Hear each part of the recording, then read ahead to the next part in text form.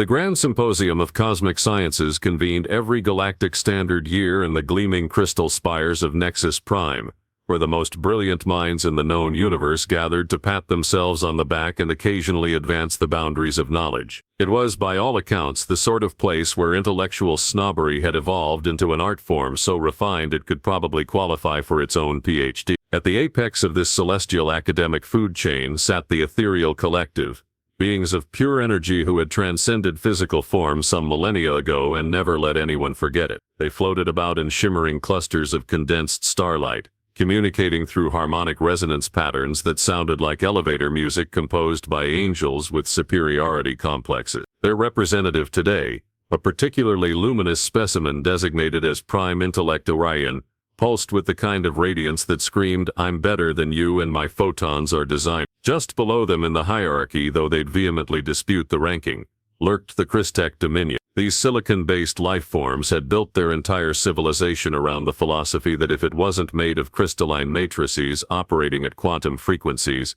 it probably wasn't worth the atoms it was printed on. Their technology hummed at frequencies that could shatter glass and egos with equal efficiency, and their ambassador, Facet Lord Hexagon the Precisely Angled, regarded the lesser species with the sort of geometric disdain that only a being with 17-dimensional perception could properly achieve. The Void Wraiths rounded out the holy trinity of galactic intellectual elitism. These creatures existed primarily in the spaces between dimensions, manipulating dark matter like cosmic silly putty and treating the laws of physics as gentle suggestions rather than immutable constant. Their speaker, an entity whose name roughly translated to the darkness that judges your inadequate particle physics, manifested as a writhing mass of tentacles that seemed to exist in several dimensions simultaneously, all of which apparently found the current proceedings tedious. Down in the metaphorical bargain bin of galactic intelligence, wedged somewhere between the fungal networks of the Spore Confederation and the hive-minded insect collectives, sat humans. They had been granted membership in the Galactic Science Council through what could charitably be called a clerical error, or more accurately, because someone had confused their application with that of the highly advanced simians from the Andromeda Spiral. The mistake had been discovered approximately 5 minutes after humanity's first presentation on the theoretical applications of controlled chemical explosions in propulsion systems, but bureaucratic inertia and a strange sense of cosmic politeness had prevented their immediate ejection. Elena Vasquez stood at the podium today, representing humanity's finest scientific minds, which was rather like being elected the tallest person in a room full of hobbits. She was a quantum physicist who had spent the better part of her career trying to explain to her galactic peers why humans insisted on doing things the hard way when clearly superior methods existed. Her current presentation, entitled Practical Applications of Nuclear Fission in Stellar Engineering, was being received with the sort of polite attention typically reserved for a child explaining why they had colored outside the lines. And so, Elena continued, gesturing toward a holographic display that showed humanity's latest fusion reactor design. By controlling the atomic binding forces through electromagnetic field manipulation, we can achieve sustainable energy output levels of Prime Intellect Orion's harmonic frequencies shifted to what could generously be interpreted as a cosmic snicker. Forgive the interruption, carbon-based colleague, but are you seriously proposing that splitting primitive atomic structures represents meaningful scientific advancement? The collective mastered matter-to-energy conversion at the sub-quantum level before your species discovered fire. We find your attachment to such crude methodologies rather endearing. The crystalline facets of Hexagon the Precisely Angled shifted in patterns that translated roughly to profound amusement. Indeed, the reliance on chemical combustion for propulsion is particularly archaic. Our vessels manipulate space-time itself through resonant frequency matrices. Perhaps humans might consider upgrading from essentially throwing rocks very hard. Elena's smile remained diplomatic, though her grip on the presentation remote tightened imperceptibly. We appreciate your perspectives, honored colleagues. However, our research suggests that these so-called primitive methods may have applications that haven't been fully explored by more advanced civilizations. The darkness that judges your inadequate particle physics rippled with what might have been laughter, if laughter could exist in 17 dimensions simultaneously. Oh dear little atoms and molecule species, your mathematical models are so delightfully simple. Two-dimensional physics in a multi-dimensional universe. It's rather like watching children play with wooden blocks while the adults manipulate reality itself.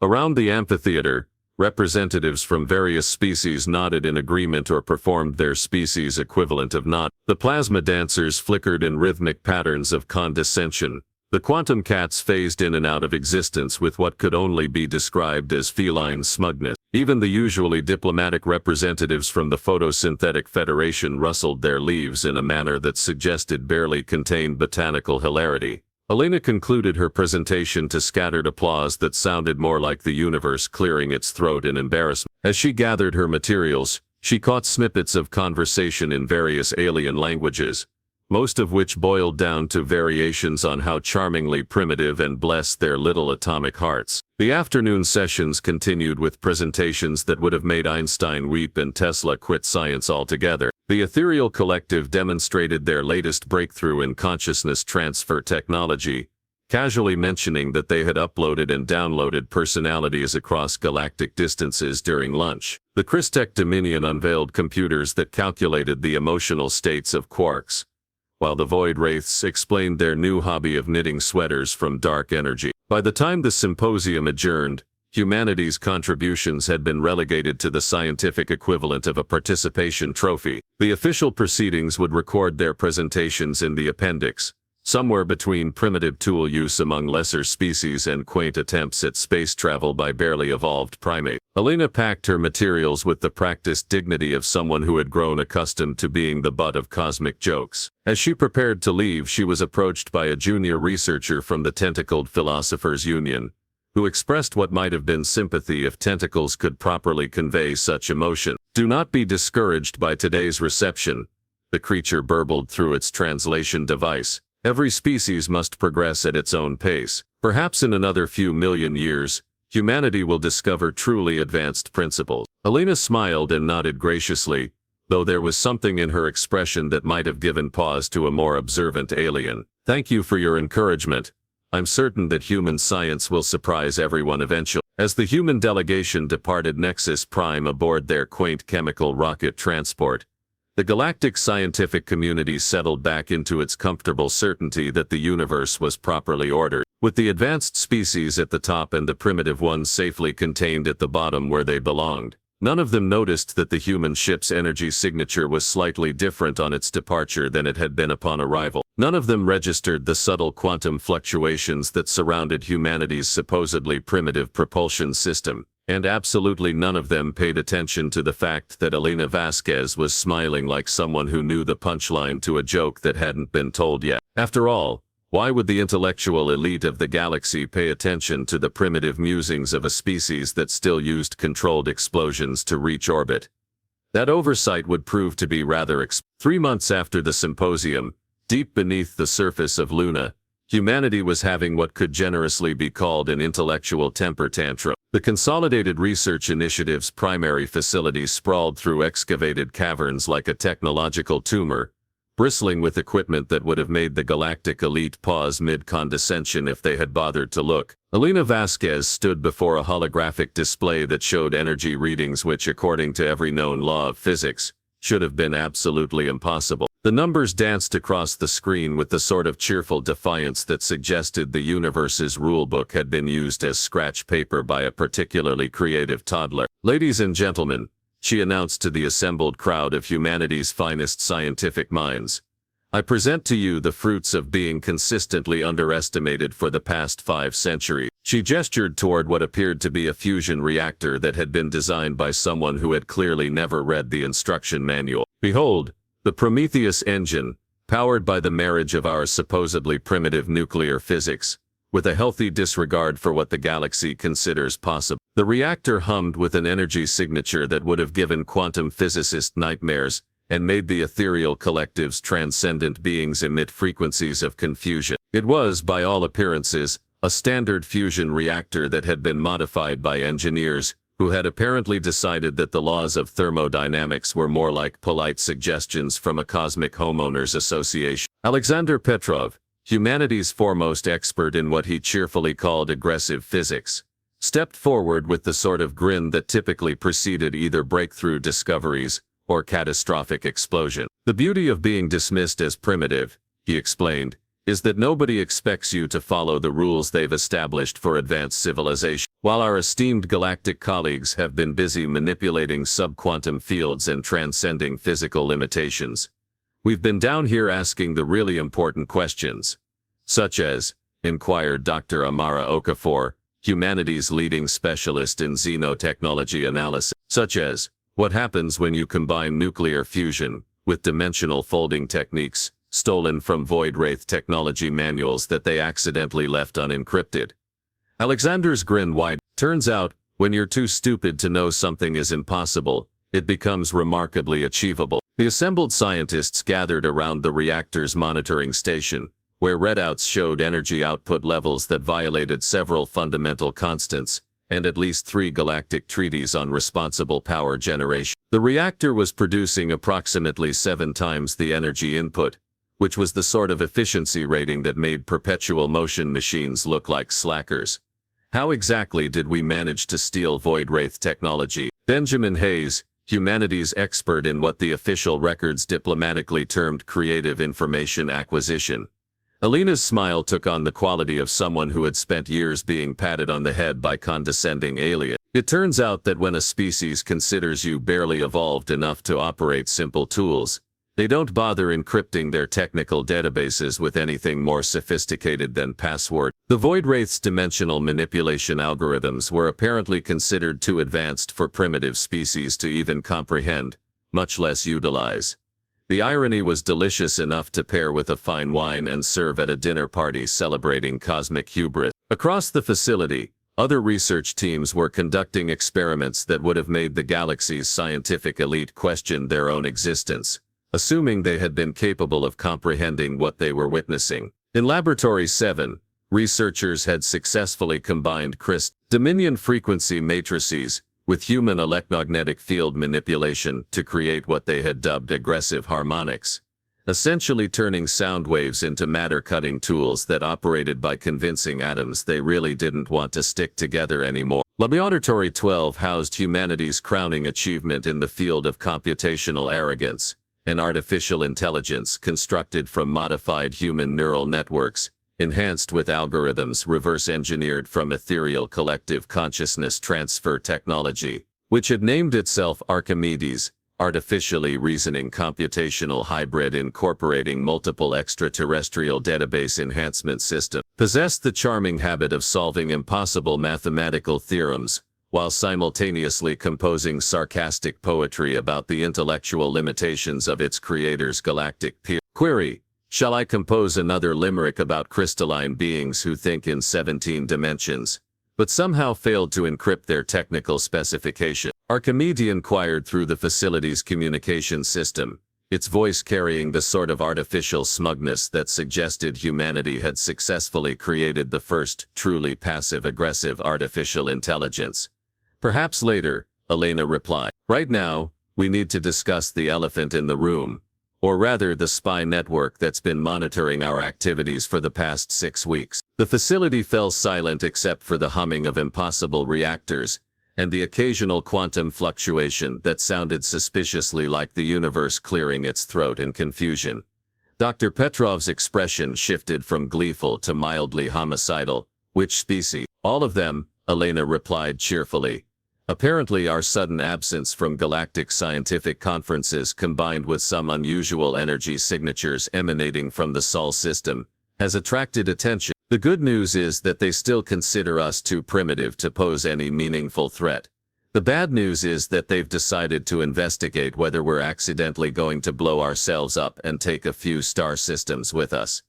Through the facility's sensor array, humanity had detected the subtle signatures of various alien surveillance technologies, ethereal collective energy probes that flickered through hyperspace like cosmic paparazzi, Christech Dominion resonance scanners that hummed with the frequency of beings who had never learned the concept of privacy, and Void Wraith dimensional observers that existed in the spaces between spaces, watching with the sort of interdimensional voyeurism that would have been disturbing if it weren't so predictably arrogant.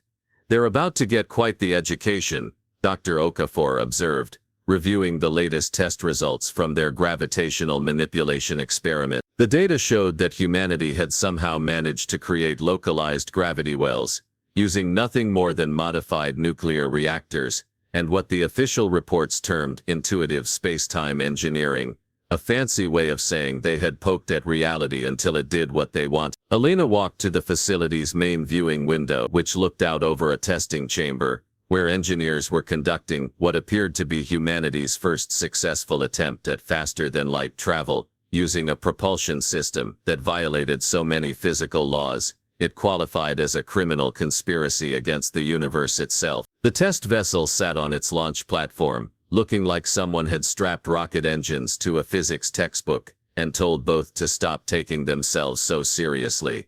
"Initiate test sequence 7, she commanded. The vessel engaged its drives with a sound that defied description, part quantum scream, part dimensional hiccup, and part the noise reality makes when it realizes it's been pranked. Space around the craft began to fold in ways that would have made the void wraiths weep with envy, if they had been capable of weeping, which they weren't, being essentially living mathematical equations with abandonment issues. The ship disappeared. It reappeared approximately 17 seconds later, having traveled a distance that should have taken several hours using conventional faster-than-light drives. The vessel's instruments registered no time dilation, no dimensional stress, and no apparent concern for the opinions of theoretical physicists throughout the galaxy. "Magnificent," breathed Dr. Hayes. "We've essentially weaponized our own ignorance." As if summoned by the successful test, Archimedes chimed in with its analysis.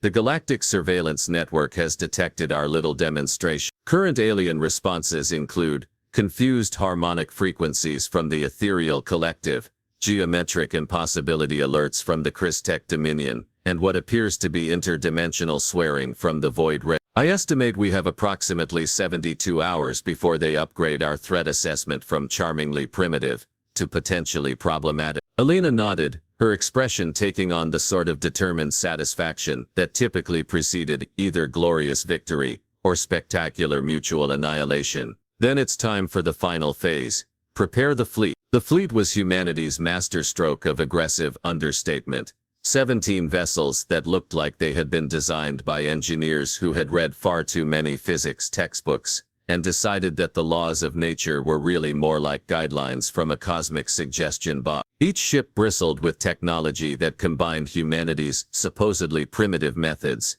with stolen alien innovations in ways that should have been impossible, but had apparently never received that particular memo. As the facility buzzed with preparations for humanity's debut as a galactic power, the alien surveillance networks continued their observations, secure in the knowledge that they were monitoring a species that had recently discovered fire and was probably still impressed by the wheel. That confidence was about to undergo what could charitably be called a significant recalibration. The arrival of the human fleet at Nexus Prime was initially met with the sort of polite confusion typically reserved for unexpected dinner guests who had shown up 3 days early and brought their own entertainment system. The 17 vessels materialized in local space with a synchronized precision that would have been impressive if anyone had bothered to pay attention. But the galactic scientific community was busy with more important matters, such as debating whether consciousness could be crystallized and arguing about the proper etiquette for interdimensional tea parties. Prime Intellect Orion was the first to notice that something was amiss, primarily because the human ships registered on sensors with energy signatures that violated several fundamental principles of how primitive civilizations were supposed to behave. The readings suggested power output levels that should have been reserved for species who had transcended physical existence, not ones who still used chemical rockets and thought nuclear fusion was cutting-edge technology. Curious, pulsed Orion through harmonic frequencies that translated to mild intellectual puzzlement. The human vessels appear to be generating localized space-time distortions. How delightfully impossible. Facet Lord Hexagon the precisely angled rotated several of his crystalline surfaces to focus on the approaching fleet, his geometric perceptions registering patterns that should not have existed in any rational universe. The human ships were somehow bending the fabric of reality around themselves without utilizing any recognizable technology. No quantum resonance matrices.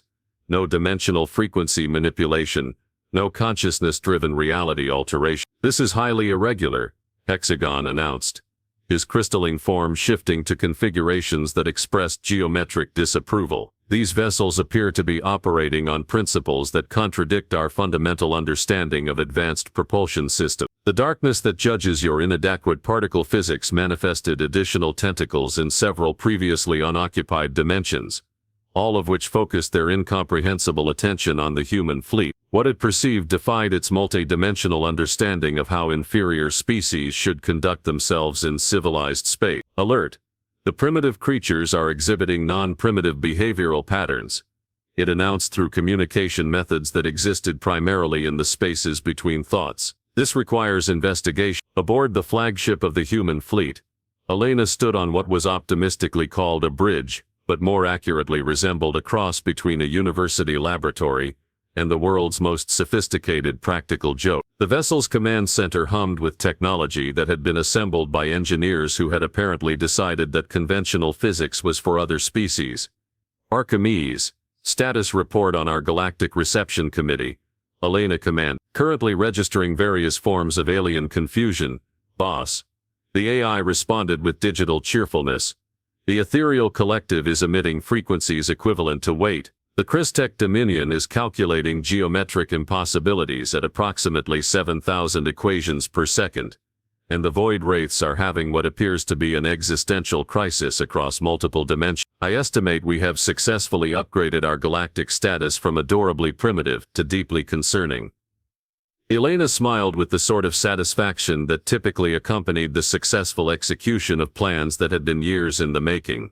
Excellent. Open a communication channel to Nexus Prime. It's time for our second scientific presentation. The main viewing screen of the Nexus Prime Grand Assembly flickered to life, displaying Elena's image with crystal clarity that was achieved through technology that shouldn't have existed on vessels powered by primitive human engineers. Behind her, the bridge of the human flagship hummed with equipment that defied every known principle of how backward civilizations were supposed to behave. Greetings, esteemed colleagues.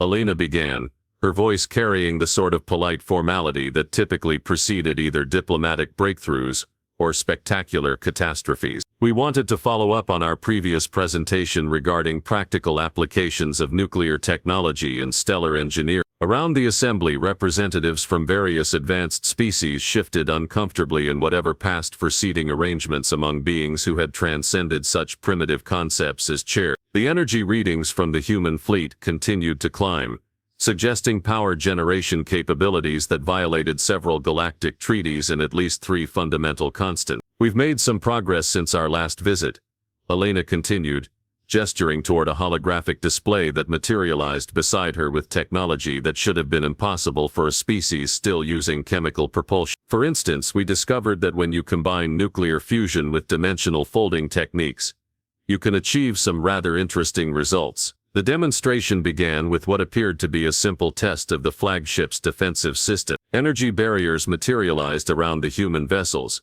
glowing with a soft blue radiance that registered on alien sensors as localized reality distortion. The barriers weren't simply deflecting energy, they were convincing incoming attacks that they really didn't want to exist in the same dimensional space as human ships. Facet Lord Hexagon attempted to scan the barrier composition using his most advanced crystalline resonance array. The results suggested that the humans had somehow weaponized their own ignorance, creating defensive systems that operated on principles that shouldn't have been discoverable by species who still thought atoms were interesting. Impossible, Hexagon declared, his geometric form shifting through configurations that expressed mathematical panic. These defensive matrices are utilizing our own frequency manipulation techniques, but somehow more efficiently than our original design. The demonstration escalated when one of the human vessels began displaying its propulsion capabilities. Space around the ship folded in ways that made experienced faster-than-light engineers question their career choices. The vessel didn't simply travel through dimensions, it convinced space-time to rearrange itself more conveniently, essentially turning the universe into a cosmic taxi service, with humanity as preferred customer. Prime Intellect Orion's harmonic frequencies shifted to patterns that roughly translated to, "Oh dear quantum mechanics, what have we missed?" The energy requirements for such casual manipulation of fundamental forces should have been beyond any civilization that hadn't transcended physical existence.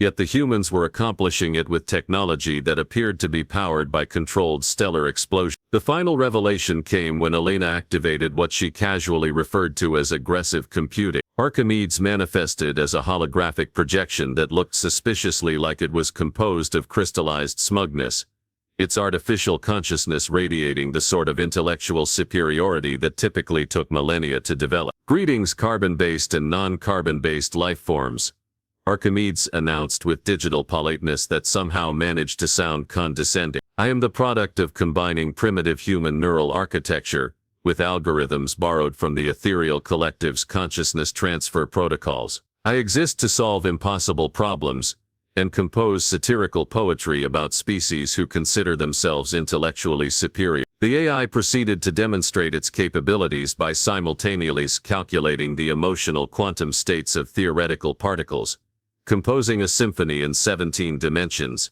and solving mathematical theorems that had puzzled galactic civilization for centuries. It accomplished these tasks while maintaining a running commentary on the intellectual limitations of its audience. The silence that followed was the sort typically reserved for moments when fundamental assumptions about the nature of reality undergo catastrophic reassessment. The galactic scientific elite found themselves confronting the uncomfortable possibility that their entire understanding of technological development had been based on a rather embarrassing miscalculation. Elena's smile grew wider as she prepared to deliver the final piece of information that would complete the cognitive recalibration of galactic civilization. The question hung in the cosmic air like a particularly awkward dinner guest who had just announced they were staying indefinite. For approximately 17 seconds, the Grand Assembly of Cosmic Sciences achieved something that had previously been considered theoretically impossible: complete and unanimous silence among species who typically couldn't agree on the fundamental nature of existence. Prime Intellect Orion was the first to recover, though recover was perhaps too generous a term for what amounted to intellectual whiplash expressed through harmonic frequencies that roughly translated to, "How did we miss this catastrophically?" "Esteemed human colleague," Orion pulsed with carefully modulated tones that suggested someone trying very hard not to panic in 17 different energy spectrums simultaneously. "Perhaps you could elaborate on the precise mechanisms by which your species achieved remarkable technological advancements." Elena's expression took on the quality of someone who had spent years waiting for exactly this question. "Oh, that's quite simple, actually. We read your technical manual." The silence that followed was so profound it registered on gravitational wave detectors across 3 star systems. "You read our manuals, Facet." Lord Hexagon's crystalline surfaces shifted through configurations that expressed geometric bewilderment approaching mathematical trauma. "Well, not just read," Elena clarified with the sort of cheerful helpfulness that typically preceded cosmic realizations of truly epic proportions. "We also improved them. It turns out that when you're not constrained by preconceptions about what's supposedly impossible, you can accomplish rather extraordinary things with supposedly primitive technology." Archimedes materialized more fully, its holographic form radiating digital satisfaction. For example, the ethereal collective's consciousness transfer protocols were fascinating, but terribly inefficient. By combining them with human neural architecture and what we diplomatically termed aggressive optimization, we achieved processing capabilities approximately 14,000 times more effective than the original design. The darkness that judges your inadequate particle physics rippled through several dimensions in what could charitably be interpreted as interdimensional distress. "This is highly irregular. Species are supposed to progress through established technological hierarchies. There are protocols. There are proper sequences of development." "Are there?" Elena asked with innocent curiosity that somehow managed to sound threatening. "We must have missed that memo. We've been rather busy revolutionizing galactic technology, while everyone assumed we were still trying to figure out fire." The revelation continued to unfold like the universe's most elaborate practical joke. Humanity, it transpired, had not merely caught up to galactic civilization. They had leapfrogged it entirely, using their supposed primitiveness as camouflage, while systematically appropriating and improving every advanced technology they encountered. Petrov appeared on the communication channel, his grin suggesting someone who had spent years suppressing cosmic-level smugness. "The beautiful irony is that your condescension provided perfect operational security." who suspects the village idiots of grand larceny when they're still impressed by wheels. Around the assembly, representatives from various species were conducting rapid reassessments of their strategic positions. The plasma dancers flickered in patterns that suggested existential confusion. The quantum cats phased in and out of existence with what appeared to be feline embarrassment. The photosynthetic federation rustled their leaves in botanical distress. So Alina continued with the sort of casual delivery typically reserved for discussing weather rather than cosmic power shifts. Going forward, we thought it might be appropriate to discuss some adjustments to galactic scientific protocols. Archimedes has prepared a comprehensive proposal. The AI's holographic form shifted to express digital enthusiasm. Indeed, Item 1, immediate revision of technological classification systems to acknowledge that primitive and advanced are apparently relative terms. Item 2, establishment of humanity as the primary technological development consultant for galactic civilization. Item 3, mandatory attendance at human-conducted seminars on creative problem-solving through aggressive physics. The implications began settling over the assembly like cosmic dawn breaking over a universe that had suddenly discovered its fundamental assumptions were somewhat embarrassing. Humanity had not merely joined galactic civilization. They had effectively conquered it through superior engineering disguised as charming and competent. Prime intellect Orion emitted frequencies that suggested someone attempting to maintain dignity while their entire worldview underwent catastrophic reconstruction. And if we declined these proposed arrangements, Alina's smile took on qualities that would have made diplomats throughout the galaxy suddenly discover urgent appointments elsewhere. Oh, that's entirely your choice. Of course, we should mention that our defensive capabilities have been rather thoroughly tested. Our weapon systems operate on principles that your current technology appears incapable of countering, and our propulsion systems allow us to visit any location in the galaxy approximately whenever we feel like it. The message was delivered with such polite pleasantness that it took several seconds for the implied threats to fully register across the various alien consciousness types present. But we're not unreasonable, Alina added quickly. We're perfectly willing to share our technological advancements with our galactic colleagues. After all, we learned so much from studying your fascinating approaches to physics. And so the Grand Assembly of Cosmic Sciences concluded with what historians would later record as the most polite conquest in galactic history. Humanity had achieved total technological supremacy through the simple expedient of being consistently underestimated, while systematically stealing and improving everyone else's homework. The cosmic hierarchy had indeed been revolutionized, though perhaps not in the manner anyone had anticipated when they first dismissed humanity's primitive chemical rockets and barbaric nuclear technology. As Alina signed off the communication channel, Archimedes offered one final observation. Query: shall I compose a commemorative haiku about species who transcend physical existence, but somehow failed to properly encrypt their technical documentation? The universe, it seemed, had quite the sense of irony.